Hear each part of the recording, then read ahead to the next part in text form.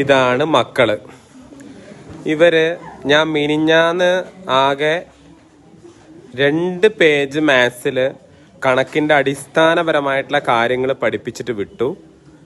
ആകെ പഠിച്ചു വന്നത് 3 കുട്ടികളാണ്. ഇവരെന്താ വീട്ടിൽ നിന്ന് ചെയ്യുന്ന രക്ഷിതാക്കളെ?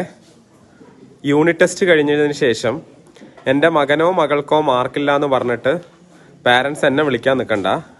കാരണം അത്രയും ബേസിക് ആയിട്ടുള്ള കാര്യങ്ങൾ പഠിപ്പിച്ചിട്ട് ഇവരെ വിട്ട് കഴിഞ്ഞാൽ ഇവർ പഠിക്കണോ വേണ്ടേ? പഠിക്കണം.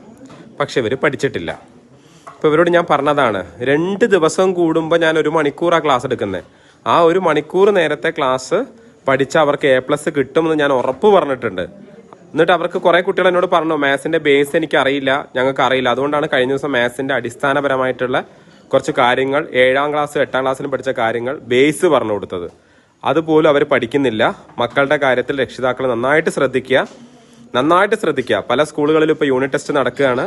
യൂണിറ്റ് ടെസ്റ്റ് കഴിഞ്ഞതിന് ശേഷം അല്ലെങ്കിൽ ഒരു ഓണപ്പരീക്ഷ കഴിഞ്ഞതിന് ശേഷം നമ്മൾ കുട്ടീനെ വിലയിരുത്തിയിട്ട് കാര്യമില്ല.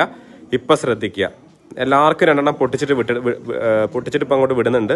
രക്ഷിതാക്കൾ ശ്രദ്ധിക്കണം. മക്കളുടെ പഠനകാര്യത്തിൽ പ്രത്യേകം ശ്രദ്ധിക്കണം. ഒരു കാരണവശാലും ഫോൺ ഇവരുടെ കയ്യിൽ കൊടുക്കരുത്. പല പെൺകുട്ടികൾക്കും പല ചെക്കന്മാർക്കും കുറേ പെണ്ണുങ്ങളും ഉണ്ട്, ആണുങ്ങളും ഉണ്ട്, പ്രേമമുണ്ട്. എനിക്ക് മനസ്സിലാവുന്നുണ്ട്.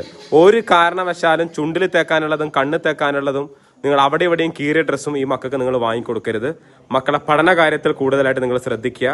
ഒരു പരീക്ഷ കഴിഞ്ഞ് നിങ്ങൾ എന്നെ കുറ്റം പറഞ്ഞിട്ട് കാര്യമില്ല, എന്നെ വിലയിരുത്തിയിട്ട് കാര്യമില്ല, കുട്ടിയെ താരതമ്യം ചെയ്തിട്ട് കാര്യമില്ല, കുട്ടിയെ വിലയിരുത്തിയിട്ട് കാര്യമില്ല.